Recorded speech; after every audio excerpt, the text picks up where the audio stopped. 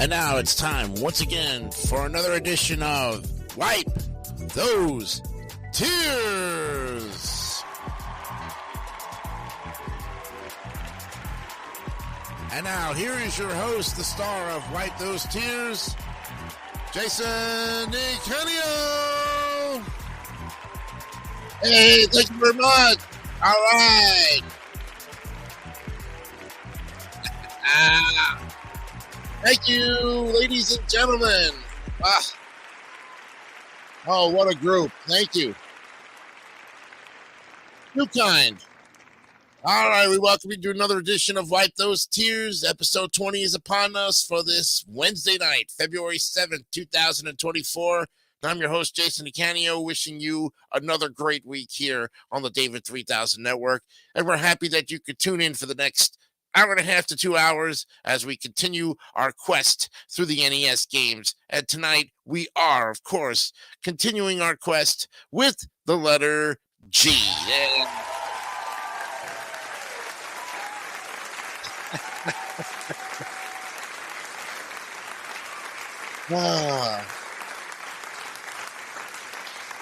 So we're going to continue on where we left off last week. But before we do that, of course, I've got to introduce some of my tier masters to here, and of course we'll have one coming in later on. It was running a little bit late, but right now I want to introduce the guys in the order that we're going to put them in.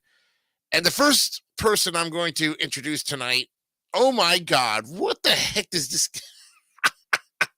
You all know him from the Plump Show, but he's got a little friend with him tonight. Please help me introduce Emo, otherwise known as Brandon Bogard. But Emo and Little Jeff, oh my god.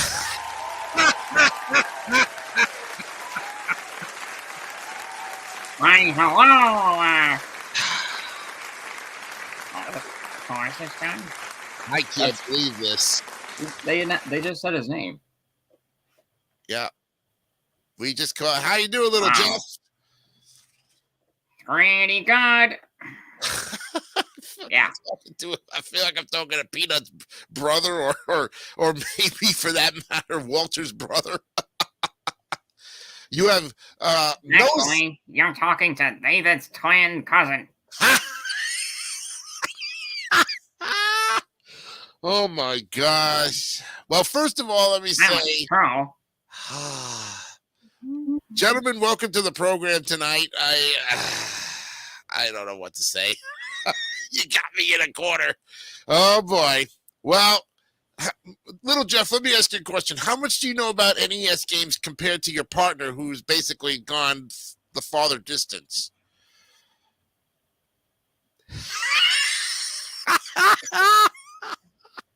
I've only known him for 11 years. Oh, geez, 11 I haven't years. been alive for that long, sadly. I can't believe I'm doing this. Well, we welcome you to the program just as much as we, of course, welcome our tier master, Brandon Bogard, who is with us here tonight. And boy, oh boy, what surprises are you going to come up with every week?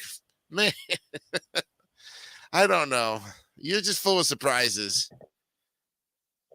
He's running out, sadly.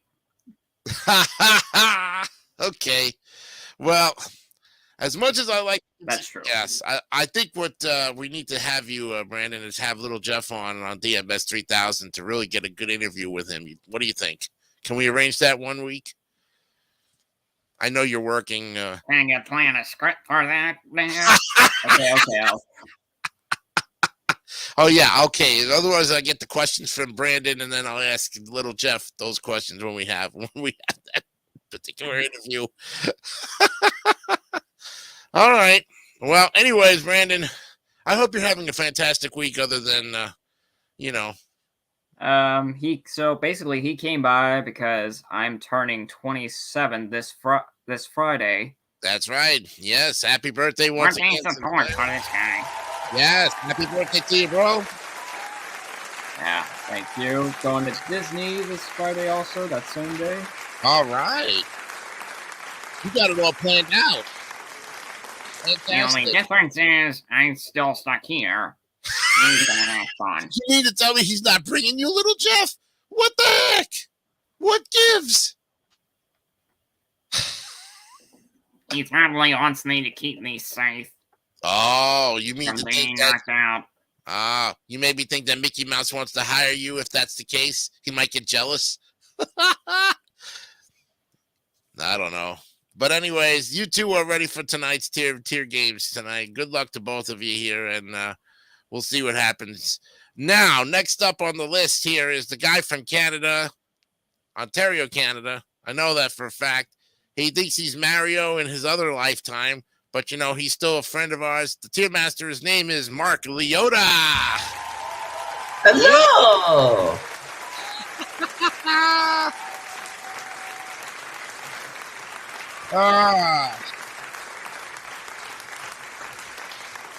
Mark, I want to kind of introduce you to little Jeff up in the corner here. What do you think?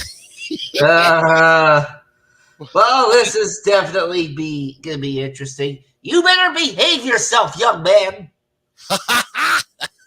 You heard that? Ooh, his jaw just dropped. You know what I mean? I intimidated him, didn't I? I think you kind of gave him a little bit of goosebumps. You know what I mean? Made from real gooses too. What I think. You know? All right, Mark, you doing fine other than from last week? You're surviving in the cold? Yeah, I'm surviving, I think. All right, my friend. We wish you the best of luck tonight as well. And, of course, the man from New Jersey, who you know is one day going to be the president of the band Fish and all of our friends. And, of course, he was champion on Joker's Wild last night. Let's welcome to, of course, our tier master, Gianni Pizzi. There he is. Hello. One more card.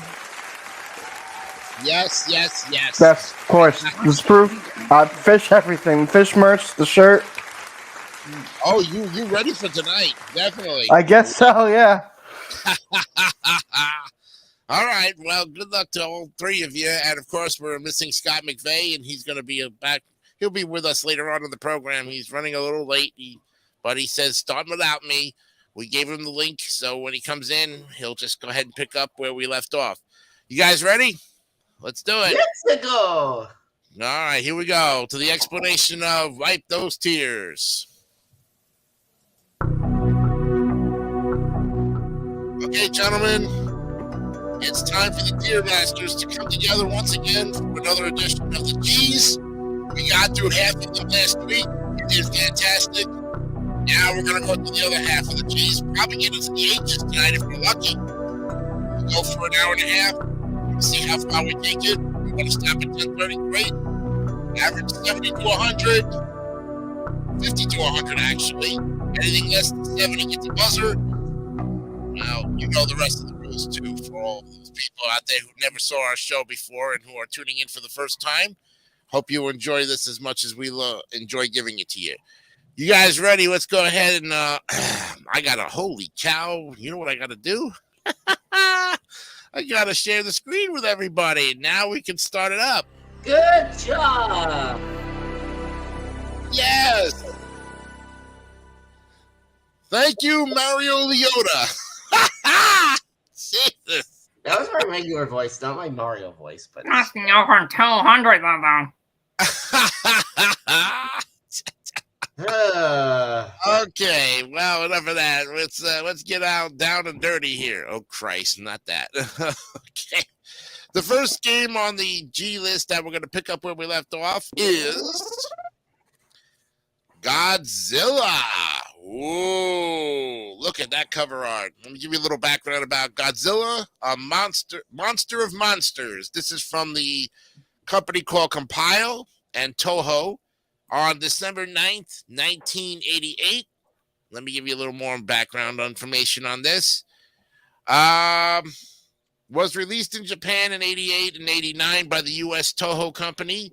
North American version removes all references to the Toho Centerfile Soft Library and Compile, crediting the game to Toho Izo on the title screen. So the year is 2000, 240X. The mysterious planet X appears when Pluto and Neptune's switch positions in the solar system, and its inhabitants begin an attempt to conquer the Earth using a legion of space monsters, though some of these creatures were in fact from the Earth. And that's their primary attack force. The king of monsters, Godzilla. He joins forces with the guardian monster, Mothra, and the forces of Earth to repel the invasion forces. Okay, with all that information, we start off with the duo of destruction, Emo and Little Jeff. For the record, I don't believe in Bigfoot, but I do believe in him, Godzilla. Yeah. But not this Godzilla. Holy crap.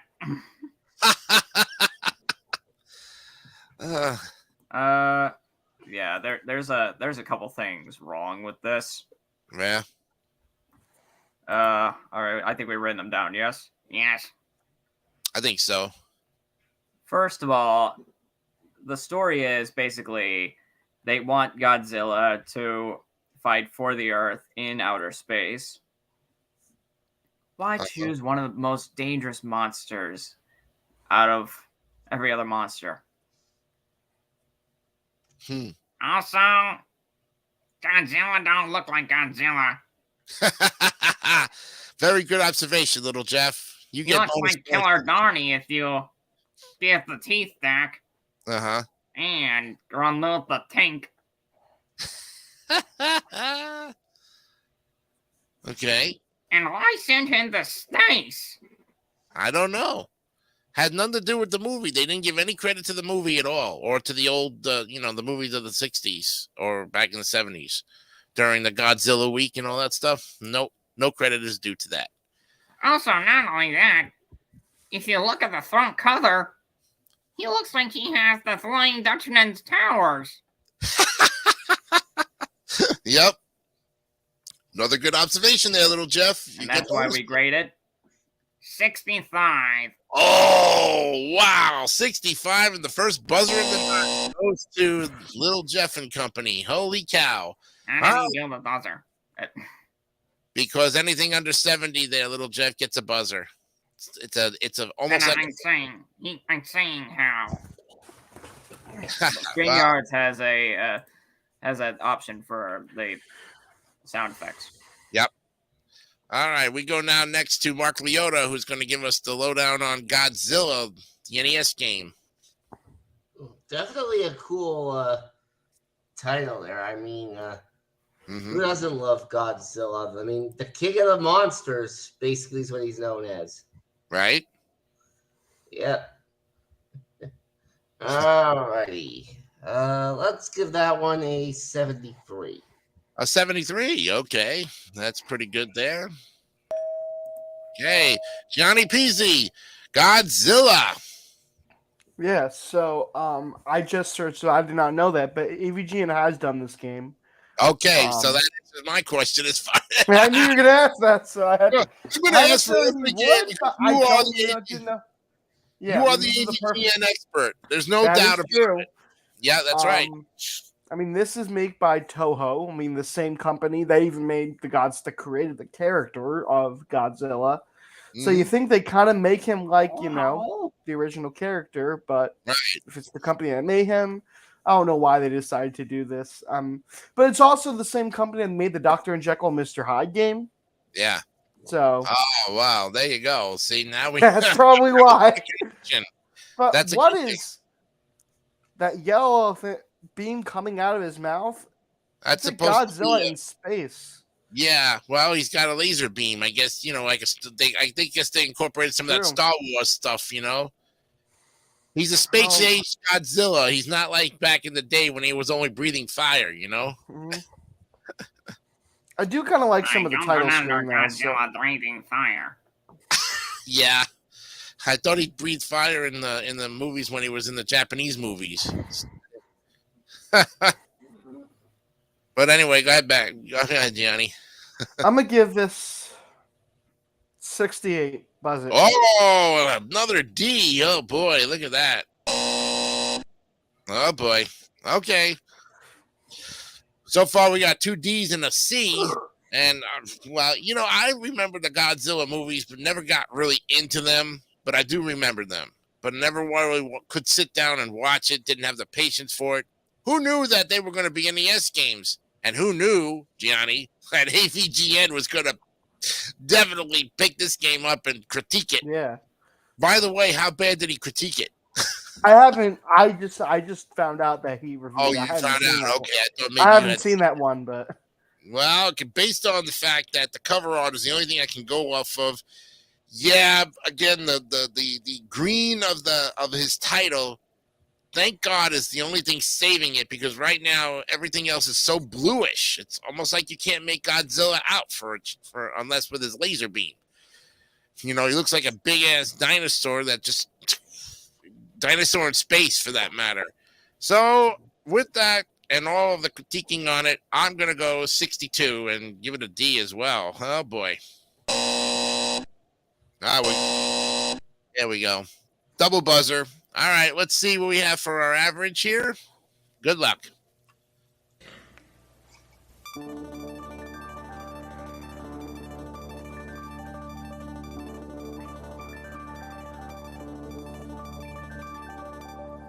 I think I've got all. Well, unfortunately, it's going to stay in the D tier at 67 even. So, unfortunately, it gets a horn here. Yep. So that didn't take long. Nope. First D of the night, and it goes right next to Ghostbusters in that one. All right, gentlemen, we got another game coming up, and this one is the sequel to the original, and here it is. Godzilla 2. Let me give you the lowdown on this one here. This one is called War of the Monsters by Toho, February 1992. And this time, it was the second game based on the Godzilla franchise to be released for the Nintendo console, following 1988's Godzilla Monster of Monster, and the third overall game to be released on the Nintendo platform after the 1990 handheld game for Game Boy. So, Japan is being ravaged by bizarre and powerful giant monsters, and worse still, a fleet of alien saucers has arrived to begin an invasion on Earth. And it's up to the Allied Defense Forces and their technology to put an end to both crisis and save Japan. And this time we'll start with Mark Liotta. Okay. Godzilla 2. Well, there's definitely a lot of red on that cover art. Yeah, you're right about that. That's very, very, yeah. And red is my favorite color, believe it or not. Oh, that's cool. That makes you happy. Yep. All right. Let's see. 80. 80. Okay. We'll give it an exact B, but an 80. All right, Johnny. Godzilla 2. okay. I don't know if he might have reviewed the second one in the review, but haven't seen it. But the cover, yeah, there's kind of too much red. I kind of like that first one better, even though that wasn't as very good. I'm gonna. Okay. I can't really find many like screenshots of the second game, but I'm looking at one like an overhead view, like the map, whatever. Yeah. I don't really it's kind of basic, kind of seen that a lot. But once you get a game over, I mean, even though it is a game over, I kind of do like that title screen. He's like, it just says you lost, and he's like, I'm trying to do it. It's just him. Yeah. And the fire, all the cities burning. So maybe that's a little better than the first one. 74. 74. A little bit of a passing grade there, but still a C. Okay, now we go to Emo and Little Jeff for their critique on Godzilla 2. Thank you, Scaccadio Decanio. I'm telling you. Thank you, Jeff. Little Jeff. So this does not look any better than the first one, unfortunately. First of all, he looks more dangerous. Yeah. That's not breathing fire. That's colored in fire. Yep. No wonder there's a lot of red in this. Also, the gameplay looks cheap and complicated. Uh-huh. And finally, thank God you mentioned that there's a story. Yeah. This does not look like a story. Yeah. Looks more like a competition between the monsters. Very true. And that's why... You'll say it this time. Okay. We're grading at 62. 62. Another D for the emo and little Jeff team. Okay. They've so far given 2 Ds to 2 games. All right. Now, like I say, Godzilla 2, way too much red. The guy looks like it's more like Godzilla 2 from hell, or Godzilla in a fire. Exactly. Godzilla, I guess he can withstand any kind of temperatures, whether it's cold, hot, frigid, raining, tornado, whatever the case. He's Godzilla, But that is, like I said, that's just way too much red. And you're right. Godzilla is that powerful?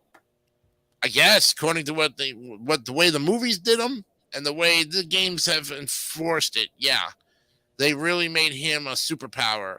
Why do you think he showed up in Rampage World Tour? I mean, come on, he destroys cities, so you play him free-for-all character. But with this, I've never played any of the games of it, but cover art is like, whoa, too much red. And I love red, I love blue, but when you overtake it, it kills it. 53. Oh, boy. Yeah, definitely a buzzer on that one and a low F from me. All right, let's see what we got for the average.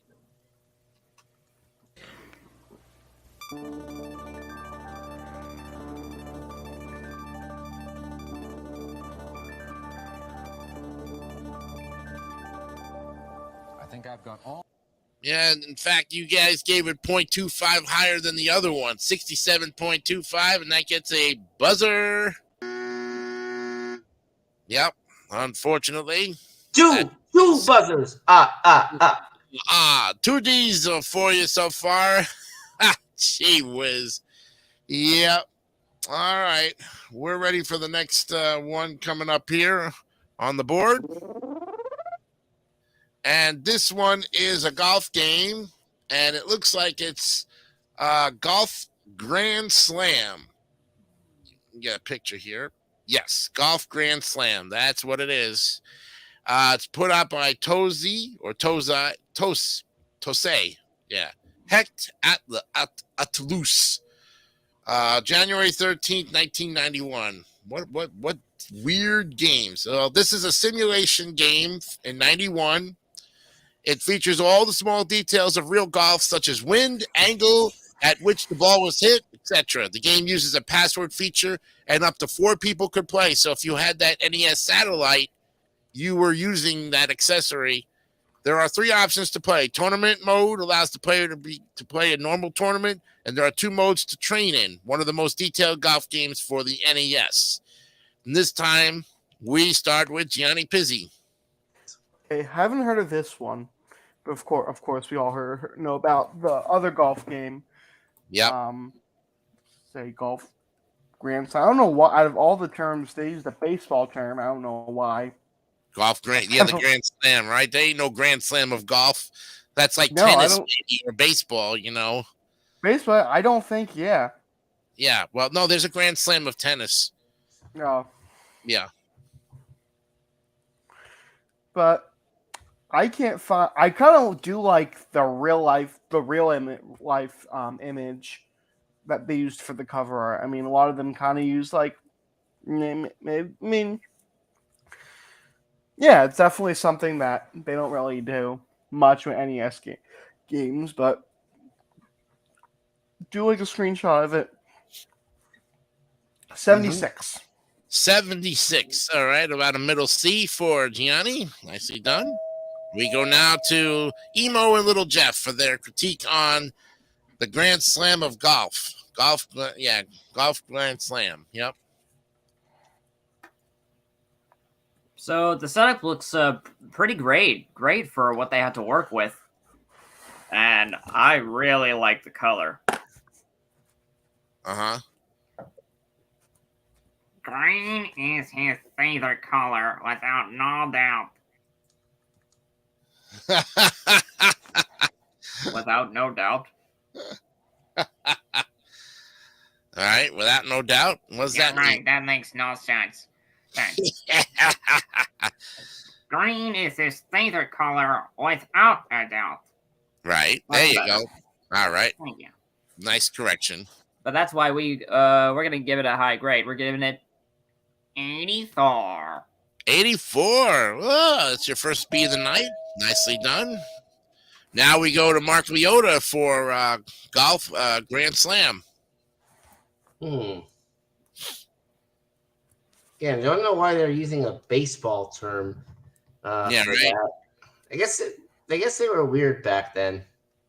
Yeah, they needed something else to kind of like keep each golf game separate, so you wouldn't have like a repeat. You know. Yeah. Yeah, one that I've never played. I don't think I've even been able to find this in any retro store. Anyways, I will give that one an 86. An 86. Okay, a middle B. Very nice. I never played this one. There are several other golf games that I have attempted to try just to, see how they were. So I really can't express myself as far as playing the game. The front cover looks fantastic. I mean, it's a great aerial shot if you're going to put a camera in front of a ball that looks like it's ready to be teed off, for that matter. Right. But I didn't know that somebody was teeing off that close to the water. Gianni, do you ever see anything where somebody would tee off that close to the water? No. Any of you guys ever saw a ball that close getting ready to tee off by the tee shot would be right near the lake? I don't think they give you that much of a of a chance. I mean, yeah, there are water hazards. No, we don't have a t-shirt. No, tee shot. A tee shot, not a t-shirt. Same thing. What's the difference? Oh my god. Why? My goodness. No, we were not talking about t-shirts, little Jeff. We're talking about tee shots for golf. So, sorry to confuse you on that. But golf. I mean, if they would have put a better picture of a tee shot on that for the golf game, for this game, I think I probably would have gave it a higher grade. I'll still give it a passing one because I think that the background is fantastic. So I'm going to say 73 and be fair enough with a C for it. Why not, right? Okay, we have our 4 scores, so let's go ahead and average them out.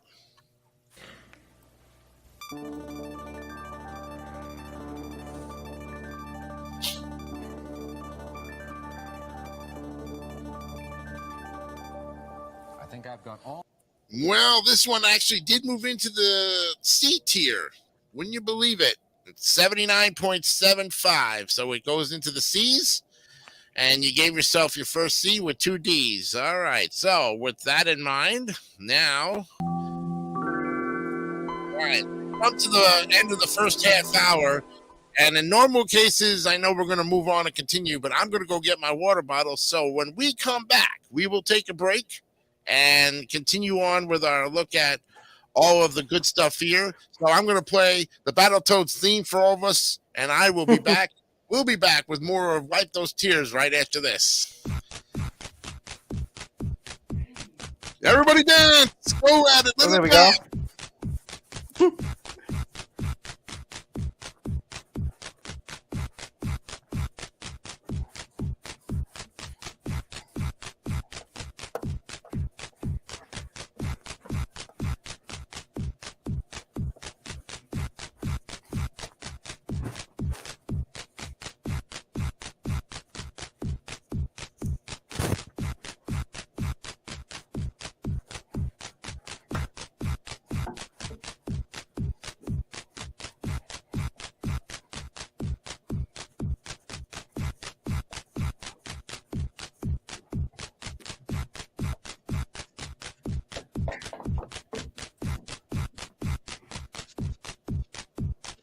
Everybody dance.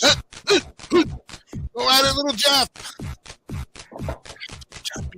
No, don't do that. Don't do that. Why not? They don't want to reveal. Gosh, yeah. Uh-huh. Hi, Dad. Knock, knock. How's there? Bottle. Never mind. I'm not going to continue. All right. Okay, guys, we're back and we're ready to go for the next the next half hour. So let's go ahead and get back to where we were. All right. The board was already open, but I'm playing that sound effect to say that we're back and ready to start the second half hour of our 2-hour show, or hour and a half, depending on how you look at it. 3 games down so far. Oh, great timing. Here's the fourth man of the hour, the tier master himself. He is from the Midwest, and I want to say that. Here he is, Scotty McVeigh. I'm finally here. Yay. AKA Steffi. I'm here Happy finally. Skippy is here. My buddy. Yay. First of all, I want to say, how was dinner? It was pretty good, actually, though. Oh, God, I had something really awesome. Imagine a supreme pizza, but put in a spaghetti dish. It is so good. Oh, the toppings on a supreme. So that's your mushroom. Yeah. That's almost all your veggies and your meats. Just about. Yeah, exactly. Yeah. With a nice little spicy kick of like tomato sauce that has a little bit of in it, right? You know it. Yes, you do. Well, Scotty, we have in other words, lasagna. I was just gonna say, here is Brandon Bogart's, David St. Dennis's total lookalike, Little Jeff. Awesome. Oh my goodness! When I brought dessert too, so yeah. All right. Well, hey, Scott, good timing because we were going to the second half hour of our program, and we're going to start. We just got through 3 games. The Godzilla series, which was a total flop, and we're in the couple of golf games here, which was a golf grand slam, and now we're going to be looking at the next game on the golf series, which is the 1983 golf, the playing golf. Yes, the Nintendo golf. Put out by Nintendo R&D2, HAL Laboratory Nintendo, May 1st, 1984. Of course, this is a golf-based sports simulation video game developed and released by Nintendo in 84 for the Famicom in Japan. Later that same year, it was ported to the Nintendo VS system as VS Golf or Stroke and Match Golf, released in the arcades internationally, followed by another arcade version called Versus Ladies Golf. The original was re-released for the NES in North America in 85 and for the Famicom Disk System in 1986 in Japan. Its best-selling sports game on the NES Famicom, re-released across many years for different Nintendo consoles. It was hidden in the Nintendo Switch firmware as an Easter egg as a tribute to the game's programmer, the late Satoru Iwata. Wow. Okay, so we're going back to the top of the list here, and then of course we'll include Scott McVeigh's. So now we have a table for 5 and a table for 6 because forget Little Jeff. He's part of the group now. All right, so we'll start with Brandon Bogart, Emo, and Little Jeff. You have regular golf from 84. So the graphics don't really look that great. Mm-hmm. Also, I can't tell if Mario is either intimidating or angry in the front color.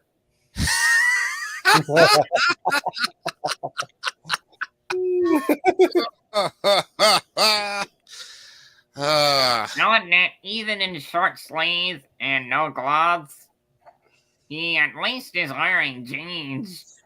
True. Mm-hmm. Uh-huh. But that is why we're going to grade it 72. 72, a passing C, as they call that. Okay. Mark Leota, golf. Plain old golf from 84. Who doesn't love golf? I mean, I can think of a lot of people who don't like golf. my dad likes golf. There you go. Yeah.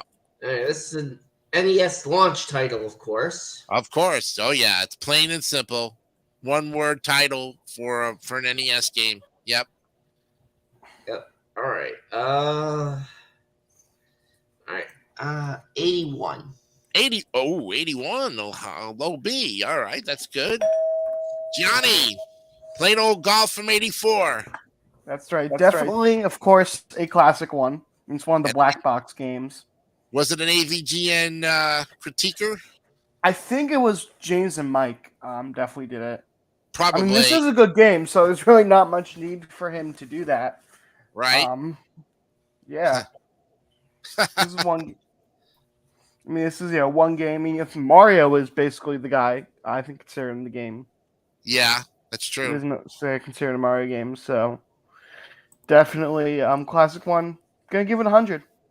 Oh, look at this guy. He's got 100 on that one. Wow. Gianni on his first 100 tonight. Look at that.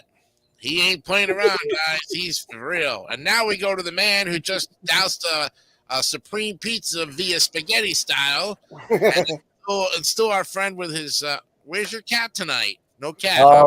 Again, she's just resting. She's actually outside. It's kind of a little stormy out here, so she's probably hiding at the other house, though. All right. Well, if Miss Kitty decides to come on in, she's always welcome, Well, All right. So you got a critique on Golf here from 84. Yeah, like going with what Gianni's similar to what he had. This is actually one of the early ones there, the beautiful black box style.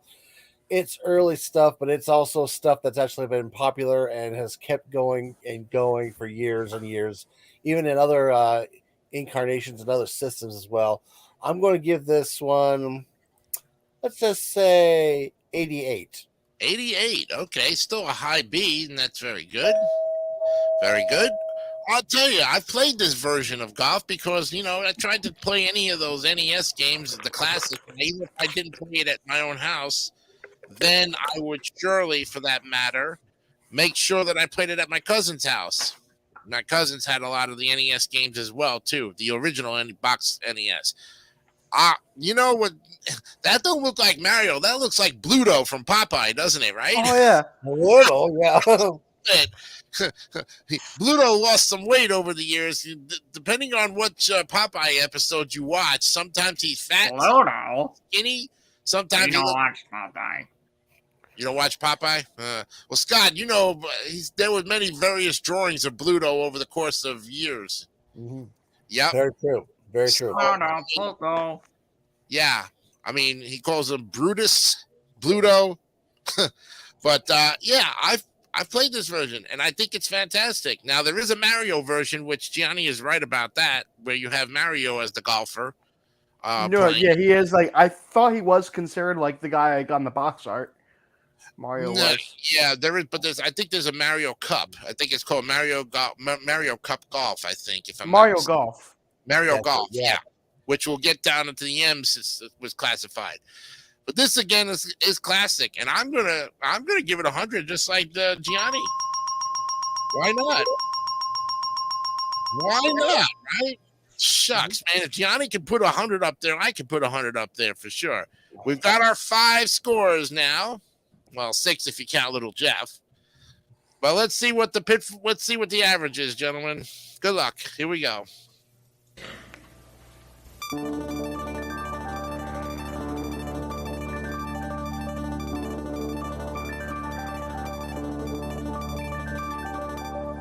I think I've got all. Well, it was not an A, but it was a high B at 88.2. So it goes in the B tier. Very good. And despite the 200s, it still stayed in the B tier. Well, that's okay. That's your first B tonight. So we've got 2 Ds, a C, and a B. No A's and no F's yet. Okay, now we get to the next game here, and thanks. Who was it that was telling me about this? Mark, were you telling me about this, right? Top secret episode? I think it was Brandon. No, I wasn't saying anything about that. Oh no, this was Brandon Bogard then that was telling me about the top secret episode. Right? It was Gologo 13, right? The secret episode. Top secret episode, Gologo 13. I wonder why Yes, it's a and it was secret. Gologo 13, not Gologo. Yeah, Oh, yeah. Golgo. Go logo. Yeah. No worries, we'll help Golgo, you. like Golgo. Yeah. Golgo. March 20. Yeah, this is by Vic Tokai, March 26, 1988, and this is a popular game based on manga. The player Well, I'm takes gonna on the role put you of down for a moment, because I gotta charge this laptop. Okay. Oh, bye, Jeff. Bye, little Jeff. Actually, Jeff's going to take All right, so Jeff's keeping the seat warm there, but let me go ahead and continue on giving you guys the games here. You are Gologo 13, an assassin whose objective is to destroy the leader of the Drek group. The story begins with a helicopter transporting a vial of a deadly bacillus known as Cassandra G. Is destroyed near the Statue of Liberty, but the vial is nowhere to be found in the wreckage. Gologo 13 is blamed for the destruction and possible theft as a bullet of an M16 was discovered in the wreckage, which he is known for being partial to. However, those in Fixer, Fixer, refuse to place blame on Gogo 13 and task him with hunting down the real assassin. On the way, Gogo 13 must pass through several areas, including East Berlin, Athens, Rio de Janeiro, and Alexander Island, which is located off the coast of Antarctica. So for that, we go to the man of the hour right now. We go to Mark Leota for his first crack of Gogo 13, the top secret episode. Wow. Yeah, like, what the heck is this supposed to be? If I just read it. Yeah, but even so, I still don't really know too much. It's an action video game, so it's based on popular manga. If you know what manga is, I've heard of it, but I don't really read too much manga. I'm gonna give this one a 60. Oh, a buzzer, a 60 for Mark Leota. All right, now we go to Gianni for Gogo 13. Okay, haven't heard of this one. I don't think anybody's heard of it in this panel. No. I wonder he hasn't played. AVGN hasn't played this one, so maybe he was smart not playing it, knowing that he probably couldn't give much information on it. Exactly. I can't really find. I can find a couple screenshots and cover arts, but not very many, as I normally do. I'm not a big fan of the cover art. It's just all white, red. Not really too big fan of it. Kind of plain. Kind of like the whole like secret agent title screen. I mean, there is a lot of black, but kind of trying to set the scene for it. Definitely the cover, the logo. The Gogo 13 logo on the title screen. That's pretty good, but 71. 71. All right. We got a low C there, but that's still a passing grade. Now we go to Scott McVeigh for Gogo 13. Now this one is a little tricky though. First of all, for those who don't realize, Gogo was probably one of the best sniper assassins actually in the storylines. And I've seen a few other games other than this one here that actually showed off the story a little bit better as well. However, if I'm correct, I think this was also one of the few games on Nintendo that actually had an implied sex scene involved in it as well, though. Oh, geez. Yeah. So before all the brouhaha with things like TV, like the Mortal Kombat, so your Night Traps and all that stuff. There was just a little something that snuck by these Nintendo sensors and all that there as well. Right. But overall, it's like I said, I've never really played the game, but this is what I remember hearing. And I'm just going to be similar to Mark in this case. I'm going to have to give it a 65. You're going to give it a D there. Buzz it. Okay. 65. And now we go to, you might want to cover your ears there, little Jeff, because it was a little bit of a graphical censor there. We now go to Brandon Bogard with his output critique on Golgo 13. Did you try covering my ears? You'll need a free hand at least. I'm sorry. Well, use your discretion there, sir. So there's a weapon that's named Cassandra G. Cassandra G, that's right.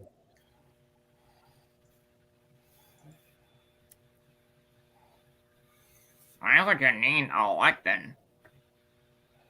I don't know. But I will say, I do like the story behind this, and the front cover looks pretty terrific. So we're going to grade this 88. 88, okay. Giving it a high B there. Okay. Well, must say, I've never seen this game before. And based on the cover art, it looks very plainish. Very just like they didn't give any thought to it. They probably almost look like they photoshopped the darn thing, you know, because they probably were desperate. They probably couldn't come up with a really good artistical view of the game, and they really wanted to make it so lame, but yet they probably charged an arm and a leg for this game. I bet you it was one of those $75 games back in the time when it came out. Can anybody vouch for that? If it's probably one of those hard to find games, right? Yeah. A lot of NES games were so expensive back then. Yeah, and we were talking about this, I think, almost every week. When Toys R Us, when we used to go to Toys R Us all the time, there was some low games, and even the ones that were on sale, and then there were the high games, high-priced games, and all the Marios were high-priced because popularity mattered. They still are. That's right. You're right about that, for sure. Yeah, wages were different back then, so it would take you a little bit to save up to get enough to buy an NES game. Now, whereas these days, with the way salaries are today, like 1 week of work, boom, you can get a Switch game. That's right. When we was growing up, and we relied on our parents, and like I said, I have rules that my mom. 1 day of work, rather. Yeah, sure. I'll tell you the story at the end of the program. We'll kind of before we cut out for the night about how I was able to get my NES library through my mom, but. Right now, at this particular moment, considering we're still in the game here, I'm going to give this one 64. And I know somebody one-upped me on that one, so that's I know me. That would be. Yeah, that was Scott. He did it. Yep, that's for sure. And that's a buzzer right there. All right, we've got our 5 scores. Let's see what the average is. Sonic? Yep. Oh, never mind.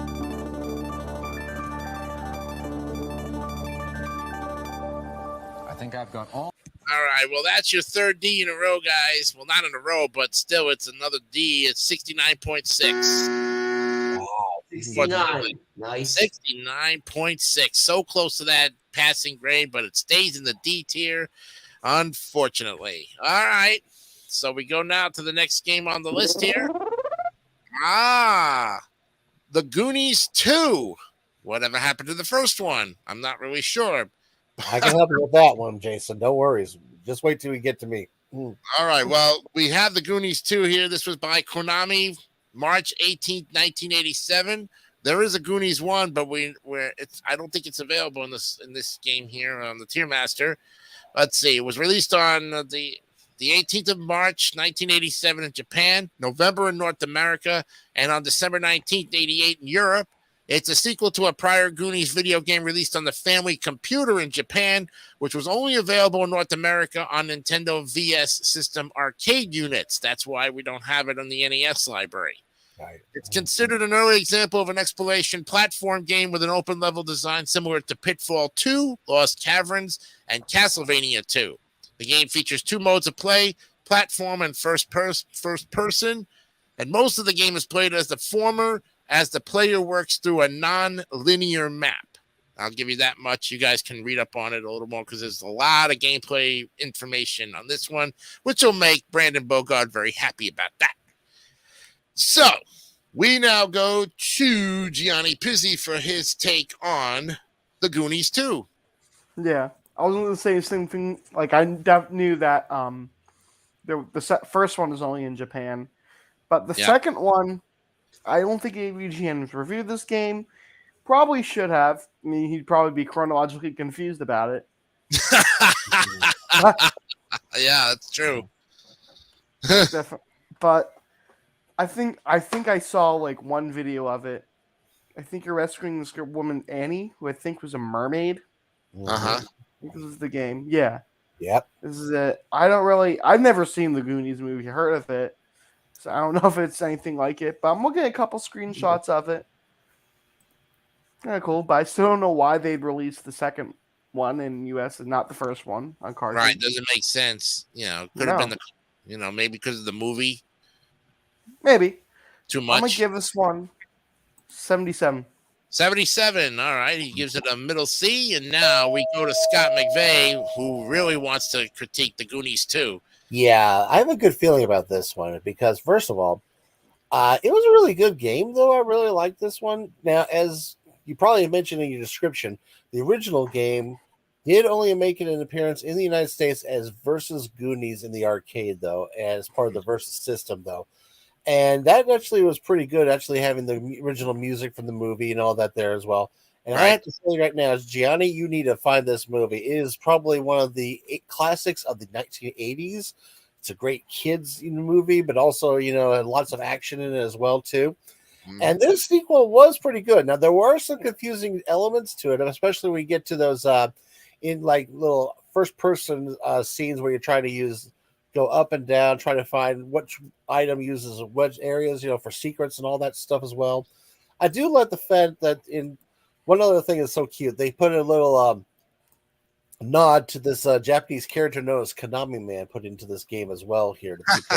Quite cute. Overall, however, I think this is a really good game. It was one of the first ones I actually got to play whenever I got to play on my cousin's NES system, and I'm going to give this a good 97. Wow, 97 from Scott McVeigh. Look at that. Whoa.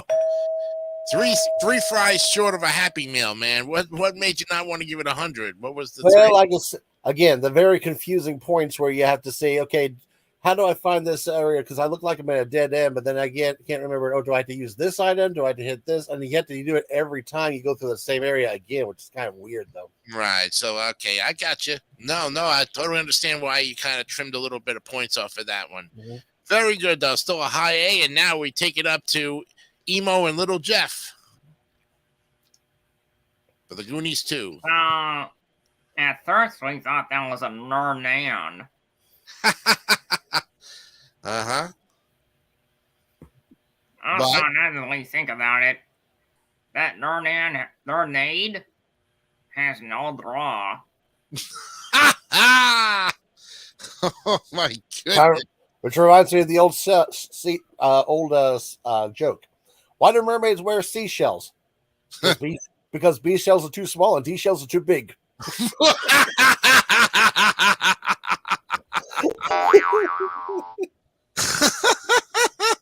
I had to put that in. Yeah, I had to put that in.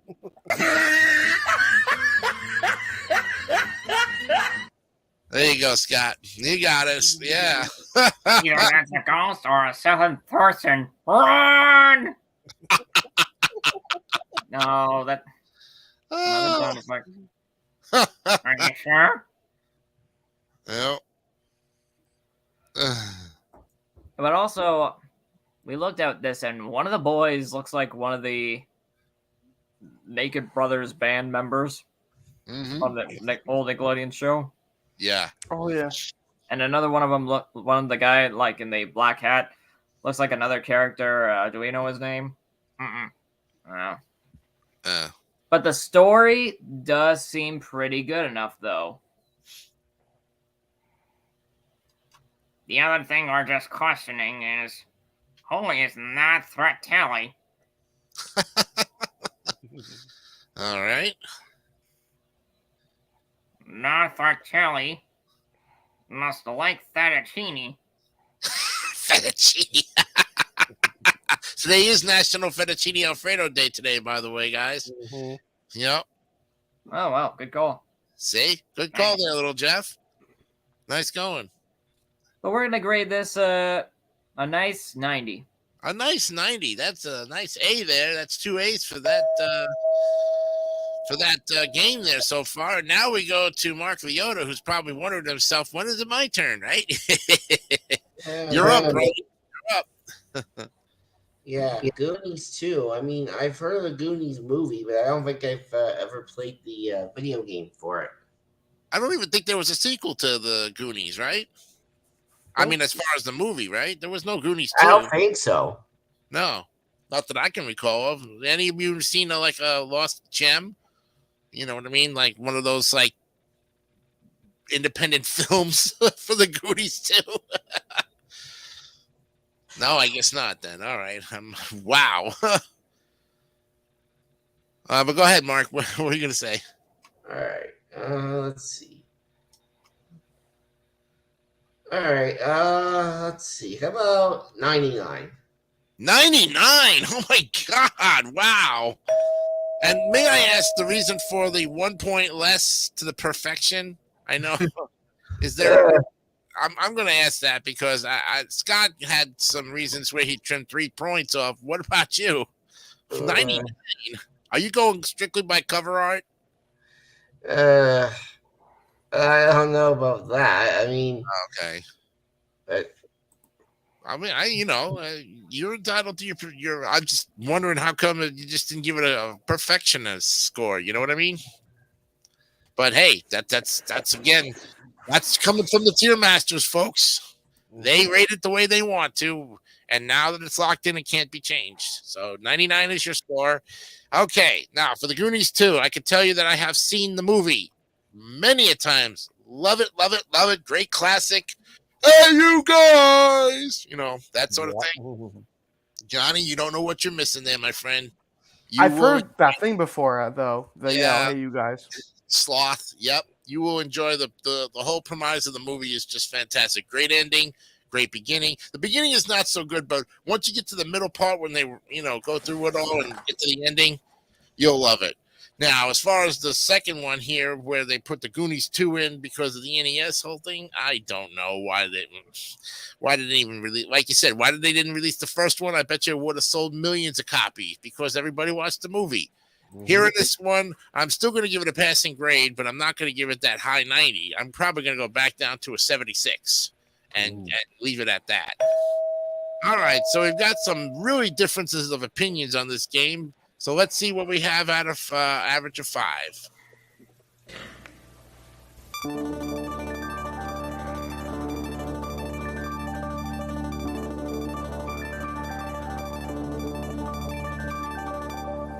I think I've got all. Well, with all the A's that were in there and a couple of low ones, it kind of dropped to a B. So it goes to 87.8, and it'll go in the B tier. Yep. Okay. All right. Well, that's still a good score for a game that pretty much, like I said, there was no sequel to the movie. So, I mean, if there was a sequel to the movie, this probably would have got a higher grade from all of us. I think from the ones who already gave higher grades for it. Excuse me. All right. So we're pretty much coming to the end of the second half. Going into the next hour of the show. Anybody need to take a break? Nope. No bathroom breaks. I'm good. I got my water, so I'm good to go for the next one. So unfortunately, we're not. Water. Just a quick sip. Yeah, that's fine. You can sip anytime you want. You know, it's always good to have water here because we're always talking our heads off. Pretty much to the point of it. All right, we're going into the next game here, gentlemen, which is let's Zapper Light Game Gun, or Zapper Light Gun game, actually, from one called Gotcha, the Sport. It was put out by LGN, Gianni LGN, and Atlas Productions. This one is a video game that was released in '87. It uses the NES Zapper Light Gun and is a capture the flag style game played with paintball guns loaded with simulated paintballs. The game was loosely based on the 1985 Universal Studios film Gotcha, starring Anthony Edwards. So the player's mission is to get through the level, capture the enemy flag by shooting it, and return it to their base. How simplified can you be, right? Mm-hmm. Yeah. All right, so now we go to Scott McVeigh with his first look at Gotcha, the Sport. Yeah, generic paintball shooting game. Basically, that's what this is. You basically have. I like the fact that when you look at it, there are 3 different scenes for this here, and the characters, would be generic looking characters, that there as well. Little fun fact here: this actually was not as much based off the movie as it actually was based off a series of paintball guns, also created by a division of LGN here. In fact, it actually says that later on in the Wikipedia article there as well, though. Huh. And so this is technically more based off that paintball, little system rather than the movie itself. But overall, cute little box art here, very cartoony looking as well. The whole game is kind of cartoony as well. But I can only give it a 75. Only a 75 for Scott McVeigh. Now, I want to ask you a question there, Scott. And the question I have is, do you like using the NES gun, the Zapper? Did you use it a lot back in the day? Sometimes I did. Not a lot, though, as much, though. But like I said, I think it was best if you actually were much closer to the screen than you would be actually farther away. That was so much more accurate, so I would say. That's very true. Those accessories, you never know if they worked or half worked or put the light zapper up into the light bulb and try to, get it to work that way. Yeah. Very true. All right. Thank you for that one. And now we go to Emo and Little Jeff for Gotcha the Sport. We really like this. Oh. Because the fact that this is Army Men doing this, Mm-hmm. even in this cartoon thing, that's a bit funny. Yep. Also, we refer to this one as the game the Thor Splatoon existed. Oh yeah. Wow. Yep. There you go. Right on, man. Right on. So we're gonna give this a high grade. 94.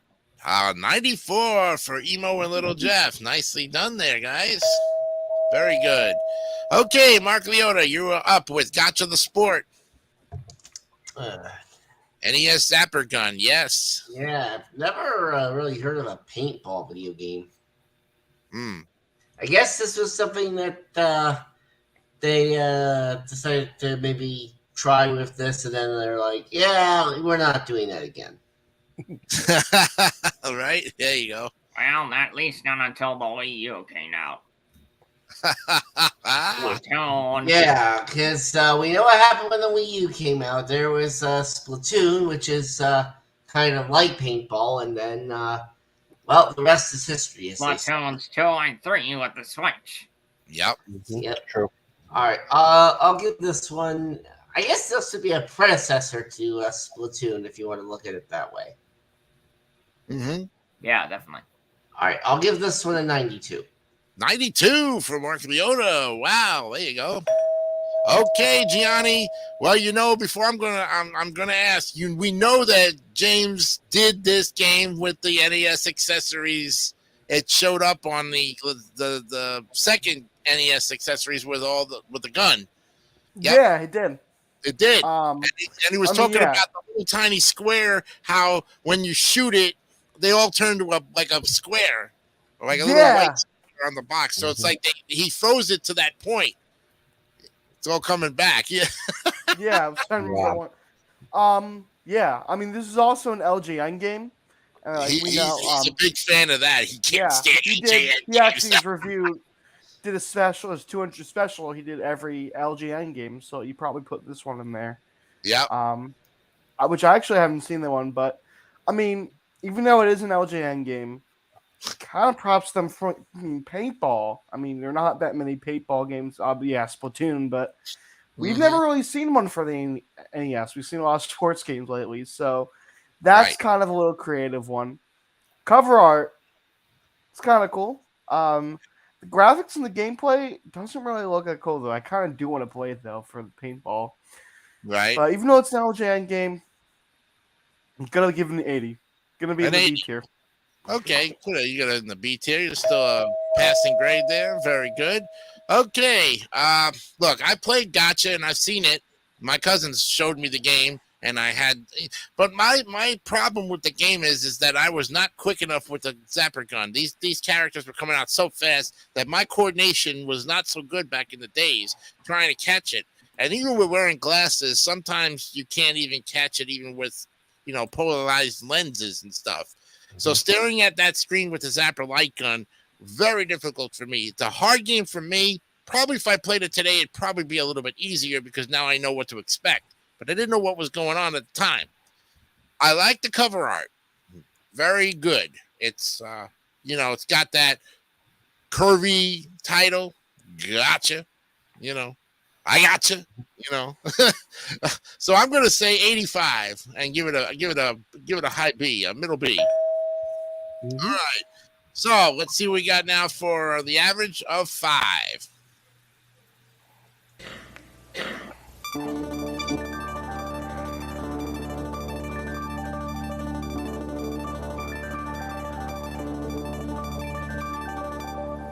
I think I've got all. All right, we still have not yet got an A because this one goes in the B tier at 85.2, right next to Goonies. So we've got 3 Bs so far, and 1 C, and 3 Ds, and no Fs, no A's either. All right, so that puts it in the B tier there, and we go now to the next game on our list, which looks kind of like a shooting game. Yeah, looks like another flight simulator game here called Gradius. Let me give you the lowdown on that one. Konami. Oh, yeah. Konami, April 25th, 1986. Yeah, this one is really good one. Side-scrolling shooter video game. Yeah. Not first in the series. Was originally released as a coin-operated arcade game in 1985, which I would think, it would perfectly. The player maneuvers a spacecraft known as the Vic Viper that must defend itself from the various alien enemies. The game uses a power-up system called the Power Meter, based upon collecting capsules to purchase additional weapons. And, well, like all shooting games, side-scrolling, it's really fantastic. Great stuff. We now go back to the top of the list here and start off with Emo and Little Jeff. Can we be honest? That game was very hard to find. Uh-huh. Yeah, hardest. Why did you?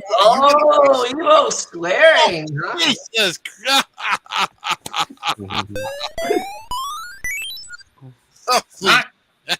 I know you found it. Finally. We thought it looked something a little familiar to a PlayStation game. Wow. But we like the front cover. Uh-huh. With that being said, we're grading this 78. 78 for Emo and Little Jeff, who had to wash his mouth out with soap, harsh comment. Why does he get away with it? But yeah, but you got you know. All right, we go to Mark Leota with Gradius.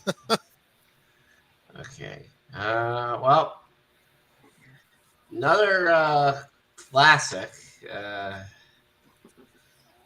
It's a shooting game, I do believe. Side scroll shooting game, yes. Yeah. So it's almost kind of like Defender. back in the day with Atari. If you were doing Atari or even what Cosmic Avenger for ColecoVision. Yeah. Yeah, always classic to see these shooter games. All right. Let's see. Excuse you. All right. Okay, well, I do like how the cover looks. Here, Yes. I'm gonna give this. I'm giving my first perfect of the night, 100. Oh, Mark Leota goes with a perfect 100. Look at that. Oh, there you go. Well, nice done there, Mr. Leota. You gave us a 100. When was the last time you gave us 100? Oh, I can't recall. I honestly don't know. Yeah, I know. Several episodes ago, many weeks ago, probably before Christmas time, I would think. Yeah, that sounds about right. That sounds about right. All right, we now go to Gianni Pizzi with Gradius. Konami. Okay, Konami, yes. yeah, I mean it's Konami. Can't go wrong with Konami. James played- loves Konami. He loves He does, it. yes. I mean, Yeah. Konami is a good company. Mhm. I've not played this game though, but definitely heard of it. Seen the cover art. Never really seen. I could definitely imagine seeing it as an arcade game though. Yeah, I've oh, not really seen much of the gameplay, but do like from looking at, and you've seen a lot of that. But the cover art is kind of iconic, so gonna give it 100 as well. Oh boy, that's 100 there. Wow. Nicely done. Whoops. Wow. That's crazy. All right. My HR double is going like, look at that. I hate when StreamYard does that. All right, you got the 100 there. Now we go to Scott McVeigh with Gradius. Oh, I like this classic. This is probably a classic. The Vic Viper, as that's what's the name of the ship on this old great shoot 'em up here, or shmup, as someone would say. This game would inspire several great sequels, from Salamander to even the spin-off series of the Parodius series also. And there have been several great games in Parodius as well. This, I will agree with both Mark and Gianni on this one. It deserves 100. Oh, there we go. The third 100 of the night. There you have it. We'll, no, still not working. There you go. Very good. Now let's see if that works. There we go. We got it now. And you know why? Because I have to let the sound effect play out. Because if I cut it off, then the other one will override it. Okay, we got 300 so far at a 78. Now we come to myself here. And let me put it this way. If I would have played this on the arcade, I sure as heck would have loved it, because I love those side-scrolling shooter games. You know me and those things. Now, I've never heard of Gradius before, but I bet you I'd love it. I would probably, and with a game like Konami, oh man, you can't go wrong, right, Johnny can agree with me on this. I mean, this is like quality. Yep. You know, the cover art looks like that cover art from that other game. What is it? Not Silver Surfer, but I think Contra. Similar, A little because bit. Yeah. Oh, yeah. both games actually use the famous Konami code too. With the lines, you know, the square box with the lines. I mean, Yeah. yeah. This was Konami. This was Konami's design choice for the earlier NES titles as well. That's right. That's why it looks so familiar, like from a ContraPoint or even you know, Silver Surfer, or you know, like I don't know if we could look back in the other tiers and see if we see any similar. Do you guys see any similar cover art? Castlevania 2, I think. I remember seeing that. Your Buyability is similar. Viability is similar, right? Oh, yeah. And there's your Goonies, also very There's the similar. Contra. There's the Contra with the lines. See? Oh, yeah. Exactly. Right there. There's the Contra. And look, Castlevania. All of those Simon's Quest. Yeah. Lines. Like I said, this was the Konami box art design. Yes. Yes, definitely. Oh, look, Blades of Steel too. Look at that, Konami. Ha ha. So they used it a lot. I'm telling you, even Captain Skyhawk, even without the lines, is close. Plays a close second to that design box. That's why it was so familiar.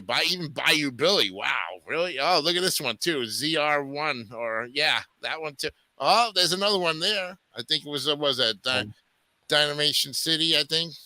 I think so. I can't remember. Yeah, so we have a lot of that particular cover art showing up on our games here.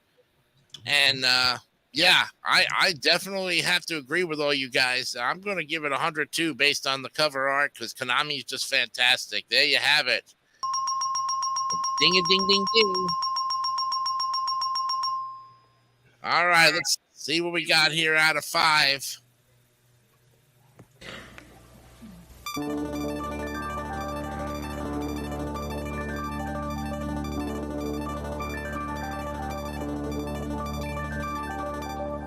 I think I've got all.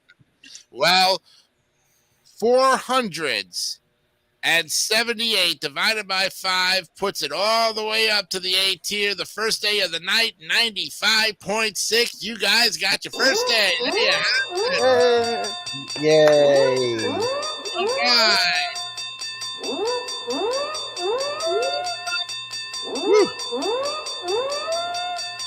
Saved by the cover art. I think that's pretty much how you put it. Because I'm telling you, if we all played this game, I think we'd probably even give it even more than 100 if we could rate it like an S, superior, you know?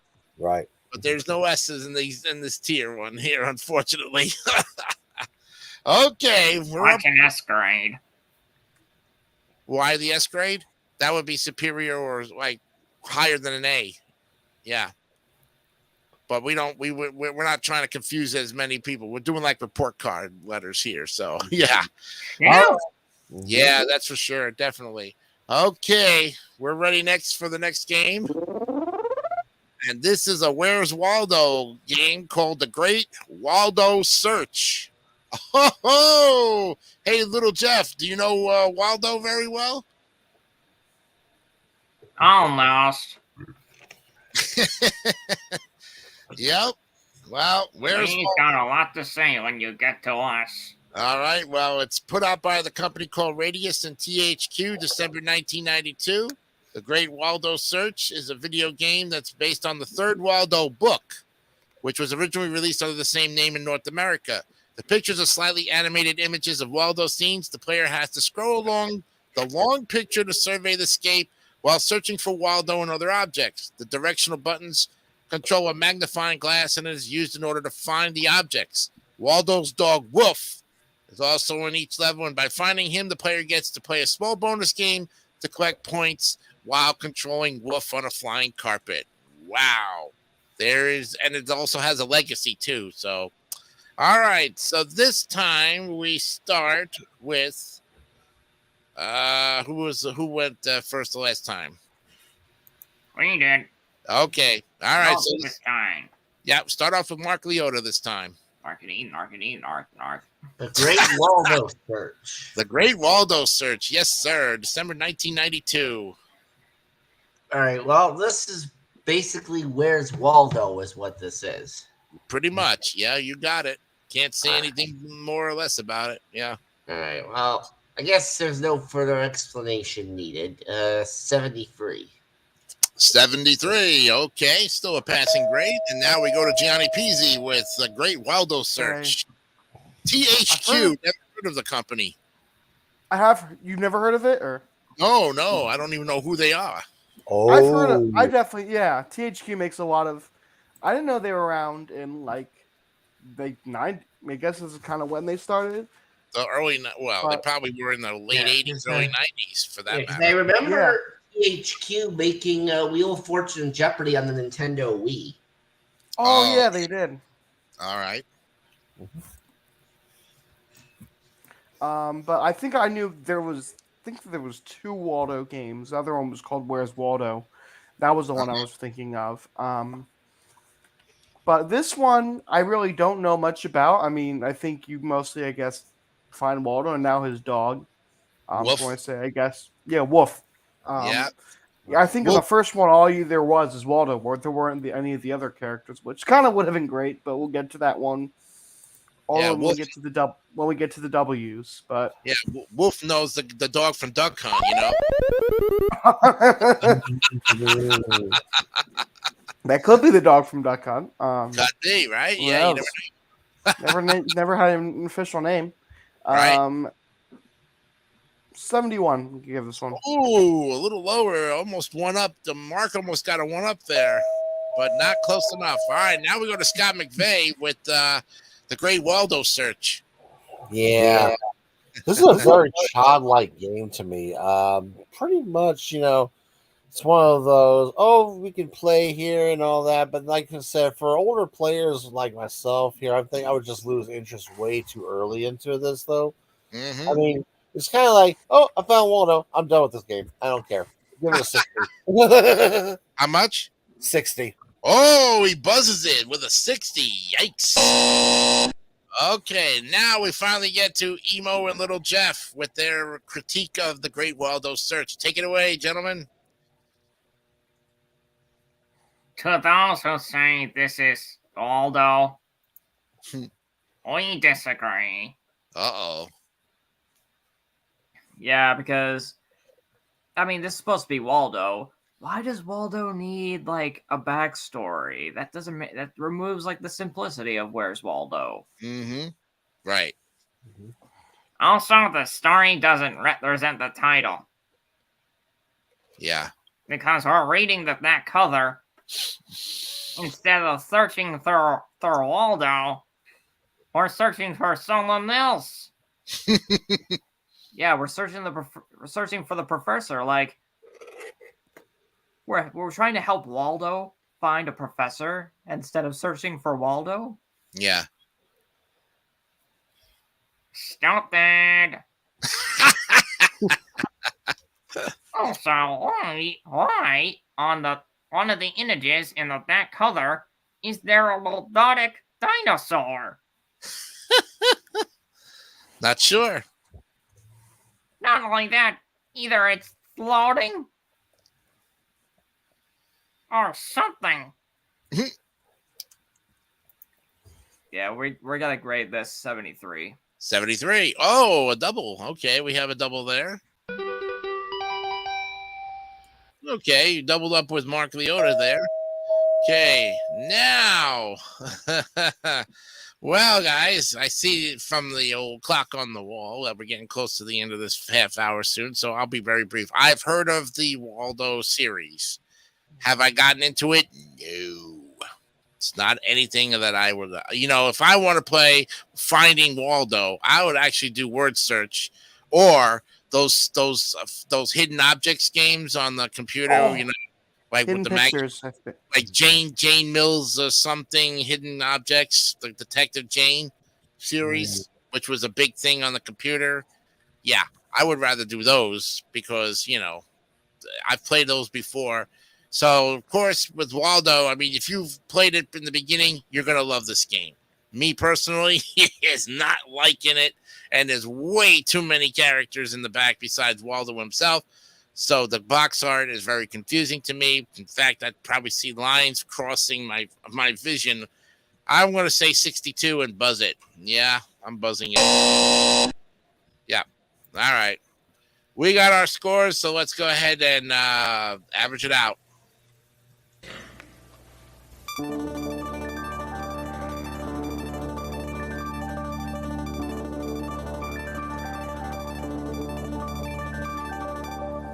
I think I've got all. Yeah, this one stays in the D tier, unfortunately. 67.8 gets a buzzer. All right. Oh, I will be adding that next week, gentlemen. Don't worry about it. That's for the F ones when we F-bomb it, basically. We're going to get a losing horns if you totally F-bomb. And so far, you've only F-bombed 7 games out of all of them. All right. What about the F-bomb that I just let out? Oh, gee, little Jeff. What the heck did you eat last night for dinner?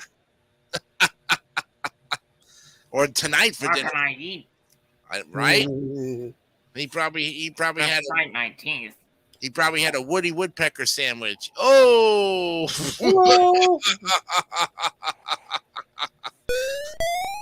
I look like Darnie all of a sudden. Yeah. All right. We're up on the next game, guys. So let's take a look at it.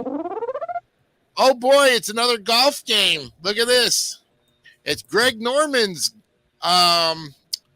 Greg Norman's Golf Power game. This one was put out by Gremlin Interactive or Virgin Games, another good company, July 1992.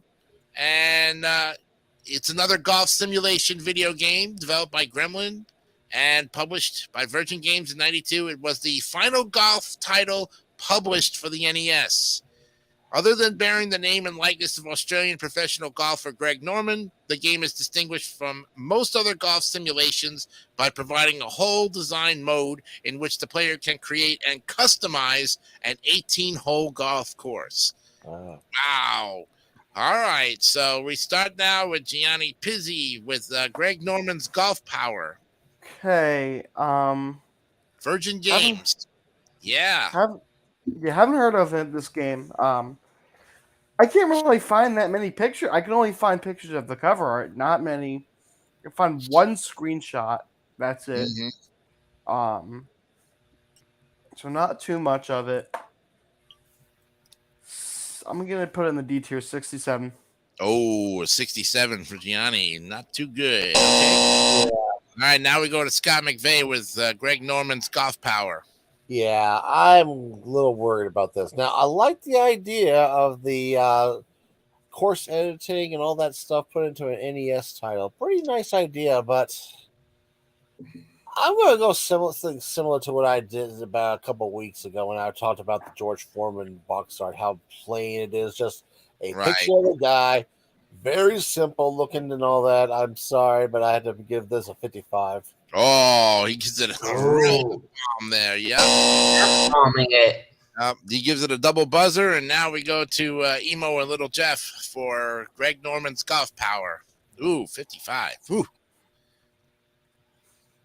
Greg Norman. Yes, Australian golfer, now retired. Yep. So, I mean, it's great that you can create your own course, as that cover says.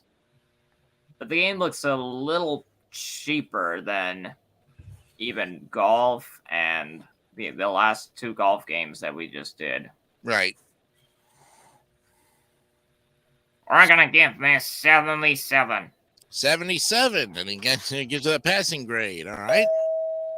Okay, Mark Leota, you were up with Greg Norman's Golf Power. Yeah, Golf Power. Well, you definitely need a lot of power for golf. Yeah, we're getting. This was the last NES golf game that they released. Okay. All right. All right. Yeah, I gotta buzz this one. 53. Oh, 53. Wow. All right, he gives it a 53, and we now move on to myself here. Boy, I tell you, I like Greg Norman as a golfer. I watched him back in the times when he was playing, and he was very good. Probably on the senior tour because, once you're a golfer for life, professional-wise. So he's probably on the senior tour, probably doesn't play as much, probably still living back in Australia. Who knows what he's doing? But when he was on the tour, he was up there in the top 10 with like Lee Trevino and all those guys, Jack Nicklaus, and who's the other guys that I'm thinking of here?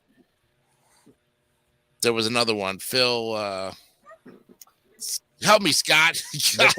Phil Mickelson. I'm thinking Mickelson. That was Jack Nicklaus. Phil Mickelson. Yeah, that's true. Yeah. Jack Nicklaus, Phil Mickelson, Arnold Palmer, all those guys. Palmer, yeah, Greg. Yeah, and then of course Tiger Woods. But even before, I think Tiger Woods came after all those guys because on and off. Another golf game. I've never played it before, but like I said, I watched Norman on TV, so I'd rather see him on TV than trying to mock him on a game. Poor guy, but he probably got a lot of royalties for this because when you're on the cover of that, just like you're on the cover of a Wheaties box, you're gonna get endorsements, But I just can't. Maybe if they put them in a later console, like on the Wii, give them more graphics. Because again, this is the last of the NES golf games I think that we're going to be looking at. Of course, there was more, but this is the last one that NES released in '92. I'm going to say 58 and buzz it big time. Yeah, that's for sure. Right on. Let's see what we got here, gentlemen. Divided by 5. I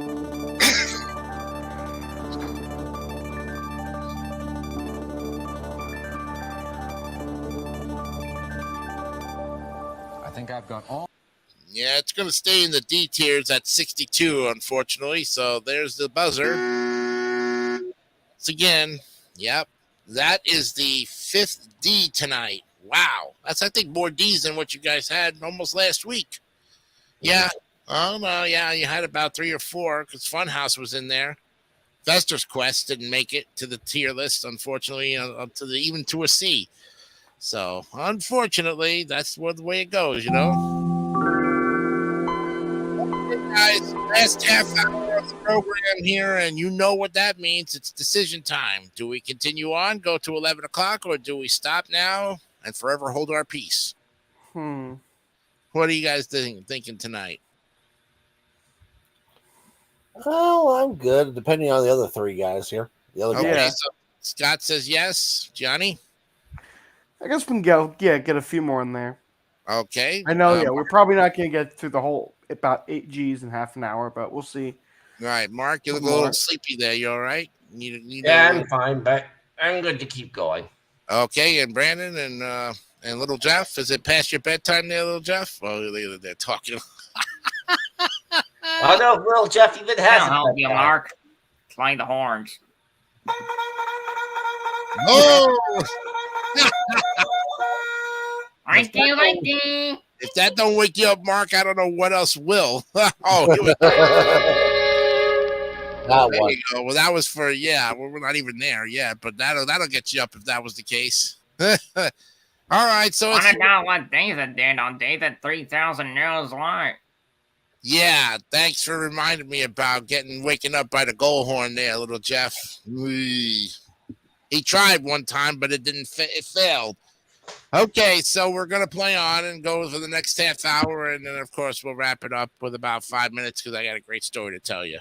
So about 10:50, we'll finish up. Okay, next one up on the list, guys, is the ever popular from the movie Gremlins 2. Ooh, a Gremlins movie and a Gremlins game for that matter. We have Gremlins 2, the new batch put out by Sunsoft. Johnny, Sunsoft, huh? Oh, yeah. Great company, you know. October 1990.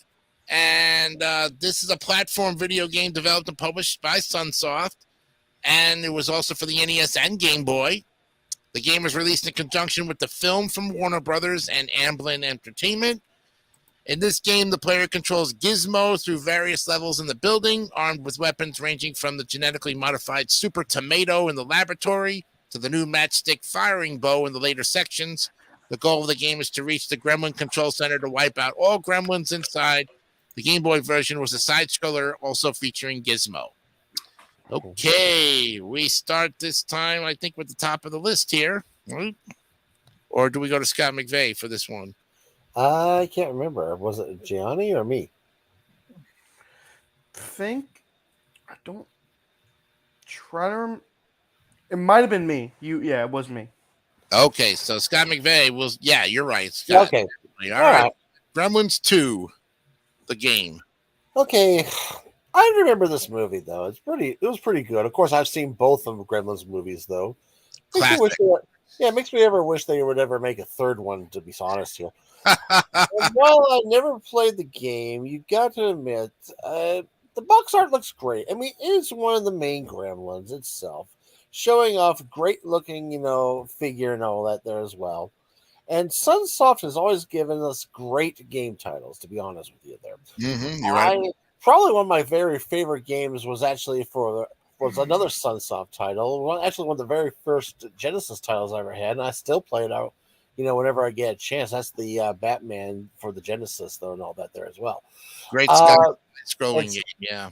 Plus, also with Sunsoft, has actually been originally known as Sun Electronics years ago, back in the arcade business. They actually did a few games that Atari released also too. So I'm actually going to give this a good grade. I love this box art. It's a good picture of a gremlin. Let's go for him. Give him 95. 95 from Scott McVeigh. Nicely done. Okay, now we go to Brandon Bogart or Emo or Little Jeff.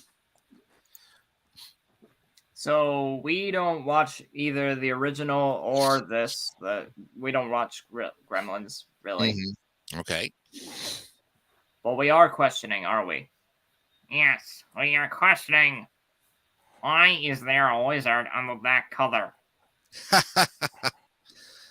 Can anybody answer that? Because was there a wizard actually in the movies? No. Okay, so that answers that And question. what's the point? Remember, NES can play around and manipulate anything they want to. It was their game. They put the Right. seal on it, and Also- If they want to play around, yes, then at least makes sense.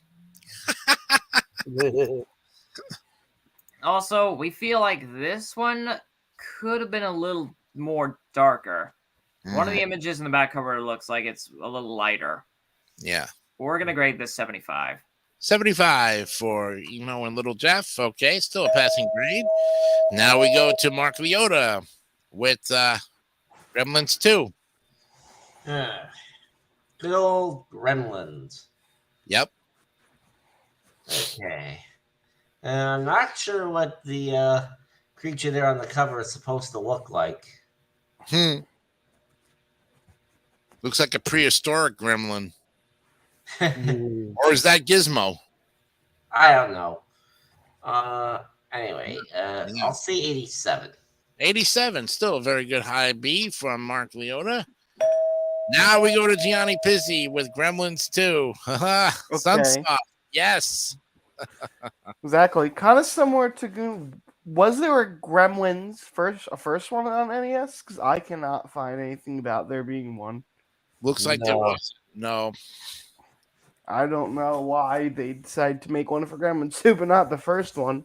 Maybe it was on the arcade. That could be. Remember that? Maybe. Well, there never was a Gremlins arcade game. Oh, okay. Thanks for the correction there, Scott. Yeah. Appreciate it. But I wonder if James covered this on. I don't think he has as AVGN. Yeah, I'm Maybe. looking at. I don't. Gremlins. Oh, James and Mike, you have, yes. Okay. But he actually did review the movies, first one and second one on was it his Monster Madness that he used to do. Yeah. Probably. But Madness.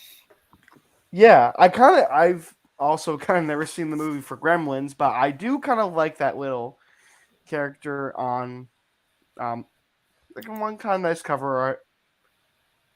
Oh, thank you. 92. No. He's talking about the game. 92. Okay. All right. Nicely done there. About another A from Gianni. Okay. Jeff thought I was talking about him. He thought he was. Little Jeff wants to take credit for being the star of the show here tonight. He's new to the panel, so why not? You gotta earn your tier master wings there, Little Jeff. But don't worry, Emu will help you. He will guide you. He will guard you. Well, he did get me for Christmas Oh, in jeez. 2013. All right. That's true, actually. I did. Oh my goodness. Okay. Well, let's see. Gremlins 2. I mean, I saw the first Gremlins, didn't see the second one as much as the first one, because I would think the first one was just as popular. You know how sequels sometimes are not as good as their predecessors. Very few do make it that way, but I've never even seen the game. Didn't even, for that matter. But I do like the cover art. I mean, it speaks. If that's Gizmo, and that's who you're playing in the game. If that's Gizmo, it's not No, that's Gizmo. actually one of the bad guys. See, Gizmo was the Oh, one that never transformed into this monstrous creature. He was always the fuzzy little one, though. oh, the little fur ball, the little fur baby. Yeah, Huh? that's right. Yeah, Okay, so I mean, why couldn't they put him on the cover? I don't know. Dinosaurs looking, freakazoid on here, But anyways, I mean, it's a great cover art. It's got a great background. It's really mysterious. I love the red with the black, the bottom, like the mountain he's standing on, or the platform. I'm going to give this one an 86 and call it a night on that one. There you go. All right, we've got our scores, so let's see how we did with this game on Gremlins 2.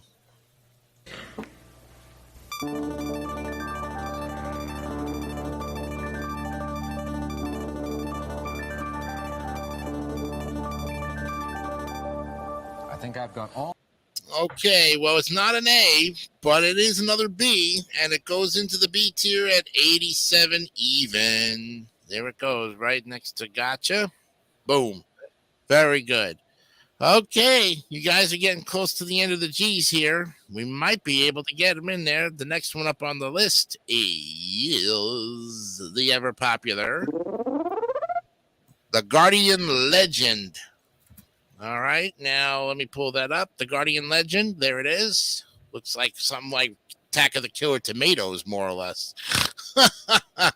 This one was put out by Compile, Iram Broderbund, which is, of course, Carmen Sandiego's predecessor, and, of course, Nintendo, February 5th, 1988. This is a 1988 hybrid action-adventure shoot-'em-up video game developed by Compile. It's the sequel to the 1986 MSX game Gardiac, and was published and released in Japan by Irem. It incorporates gameplay elements from other games such as The Legend of Zelda, Metroid, and 1942.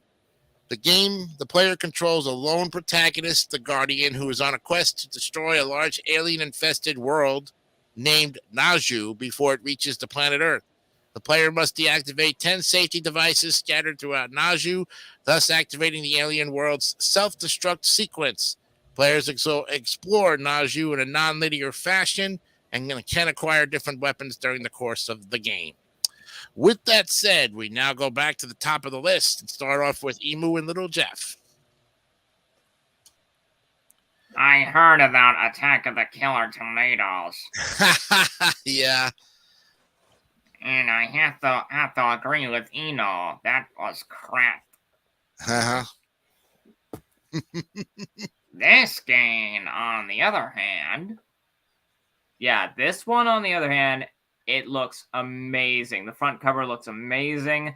The story seems very intriguing. The gaming looks perfectly dark. And the graphics? Yeah, the graphics are awesome. Yep. Get ready to hear this. You ready? Ready? Why don't you say it? The Perfect 100! Oh my God. There you have it. The first 100 from Emo and Little Jeff. And I must ask you guys, when was the last time you gave 100 there, Brandon? That's got to be quite some time. But Check a couple more episodes, you might find out. Yeah. yeah. All right. Well, you did it. Perfect 100 there. And now we go to Mark Leota with Guardian the Guardian Legend. Yep. Yeah, what? I have never heard of this one. I don't think any of us have heard of this one. I think this stumped everybody here. Not even Scott shaking his head like he hasn't seen it. I have actually.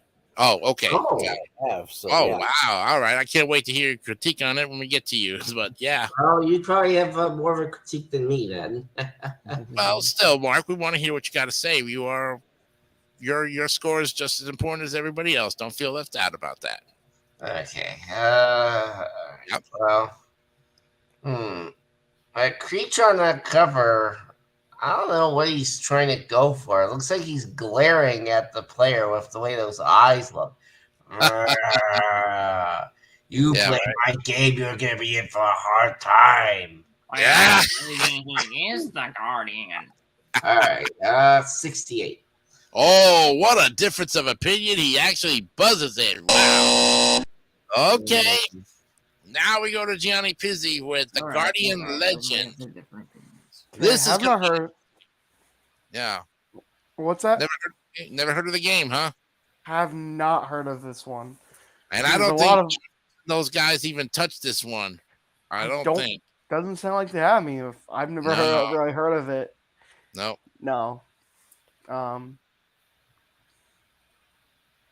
But I don't know what is up with that cover art. That guy, that creepy eyes staring in your soul. We've seen a lot of those cover arts, and especially in the NES days.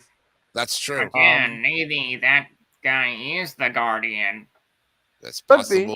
There, little Jeff. Maybe they didn't have to make him that creepy. The title screen too looks like a giant eyeball. Yeah. In the game, I mean that's not what it is, but I mean there are one-eyed character. There's that one-eyed character in the game. Maybe that's Guardian Legend. Mm-hmm. But honestly, cover art's good. I don't know what about the game is. Maybe if James hasn't played it, he should. Maybe I don't know. How this one is 80. 80. All right, playing it safe there with a B. Very good. Okay, Scott McVeigh, who says he knows this game or he's seen it. Let's hear your story about this one, the Guardian Legend. Yeah. Yes, I actually remember watching a YouTube video, a long play of this great game.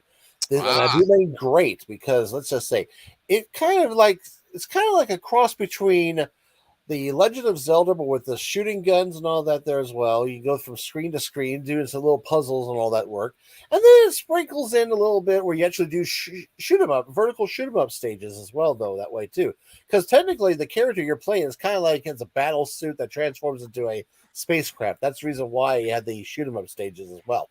Right. It's a very interesting game, though. And the cover art does not do really, actually hides what the real game's all about, though. If it wasn't for the confusing cover art, this would be actually a very high score rating title. But it's with, again, that cover art just basically just tells you, no, this is not going to tell you what the game's all about at all. No. So we're just going to give you, but the game itself is still really good. 85. 85. Okay. Mid B on that one. Yeah. Still very good. Okay. Well, now, not having seen this game and looking at the cover art, because that's the only way I can base my score on it, and even having read all the descriptions of it, I don't know if I play it, but would like to play it, like to get my hands on it. I wonder if it was one of those very hard to find games, even in Toys R Us. Scott, what do you think? Was it readily available when you went? Toys R Us? No, actually, like I said, I don't remember seeing this too much. That's probably because the cover art might have creeped people out. Again, a hidden gem, probably because, again, the cover art probably just did not get too many people interested in the game itself, though.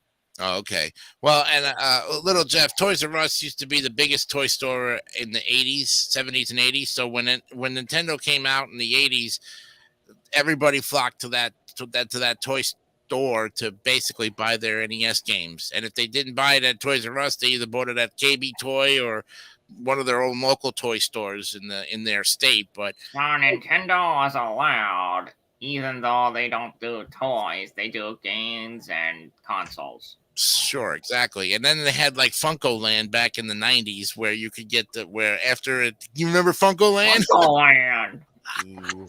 Funko Land it's like a GameStop where all the retro games came back and got a second chance, Go to Funko Land. Yeah. Well, now you have GameStop, which basically sells a lot of the older titles, but not any more NES games or even for that matter, Sega Genesis.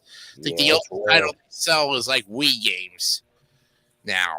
So when you go into a GameStop, you feel old. I feel old because there is nothing in there that I can recognize except the Wii games. Because GameStop is still alive. Holy crap! I mean, there used to be Game Boy Advance. The Wii is still alive, even though it came out in 2010, because it's got to be more than 20 years old in order to be retro. And I think, that was what the guy was telling me. And it's only 14 years now since the Wii has come out since 2010. So, but anyways, the cover art is the only thing I can spare myself on. And like I said, the guy, the creature looks like something from Attack of the Killer Tomatoes if he was rolling around like a tomato, you know. So I'm gonna go 71. Oh boy, I'm gonna pass it, but very barely past it. Okay. I think this is going to be our final game of the night here because I'm about to call. I got to tell you the story too. So here we go.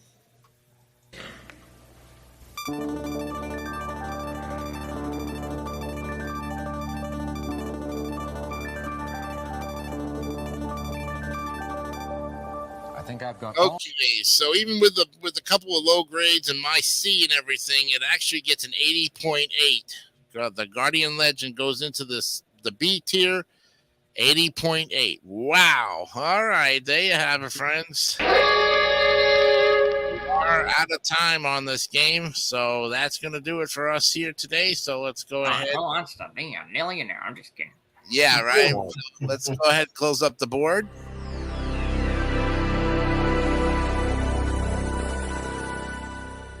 And before we go, I want to, of course, thank you guys again for another great night here. This is the 20th episode of our show, but I got a story to tell you all about how I came about getting my NES games, considering I didn't have a father and just one parent and my grandmother, too. The rule in my house is that I had to rent them at Blockbuster Video. Yep. So if I didn't rent it, or didn't find it, when I was renting it, didn't find an interest and continued renting it and continued playing it, I was able to get the game either at my birthday or Christmas. And I was allowed to have it. And also, too, when we stopped in Toys R Us, I stopped and looked around as well, too. But my mom says, you want any of these games, see the prices, you play them first, you rent them, and then if your birthday comes up, great. If it's past your birthday, you'll get it at Christmas time. And I got a lot of my games via birthdays and Christmas. Plus, my aunt also got me a lot of games too. So that was how I got most of my titles. Anybody else want to share a story like that, or have a story like that, or how did you guys get your NES games or any of your games nowadays? I mean, I used to get them, from GameStop mostly. From GameStop, yeah. Yeah, game in stores like GameStop and Target, like Toys R Us. I mean, I would go with Toys R Us. And then they didn't have like the NES games like DS. I used like DS, Wii games like that. Wow. Yeah, I mean, by the time Blockbuster went out of business was in the 2000s. They were still there in the early 90s, mid 90s. Yeah. So by then, NES was already kind of like dying out, and Genesis was coming in and doing its thing. Genesis in 1992, actually. Yeah, I kind of remember going to Blockbusters when I was kind of younger, like in the early 2000s. When I was like 3 or 4. But I thought Blockbusters was only in movies. No, there was a video store in the late 80s that came out. It was called Blockbuster Video. It was one of the biggest video stores that had a lot of titles. You could rent them for 2 to 3 days. You could even buy movies from them. So that was a good thing. They even sold snacks, popcorn in the box. Yep. Membership was like $10 to buy to get the getting a game was like getting to see a movie. Right. Pretty much in that case.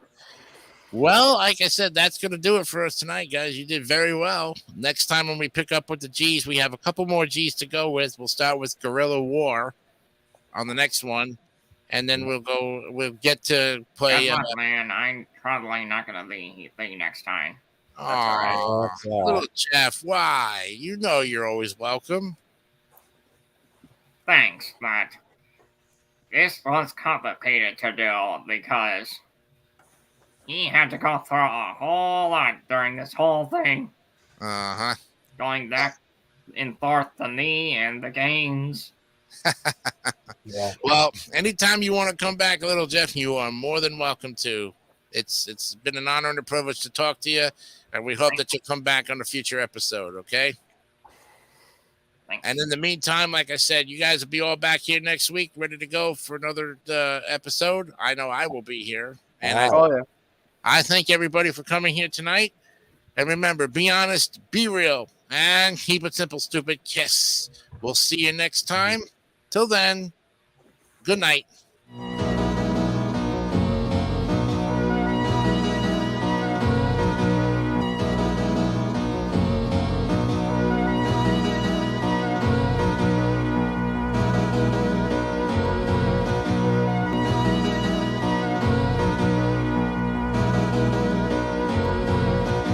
Don't forget to subscribe to the Gary Dawson Network for more great content like this one.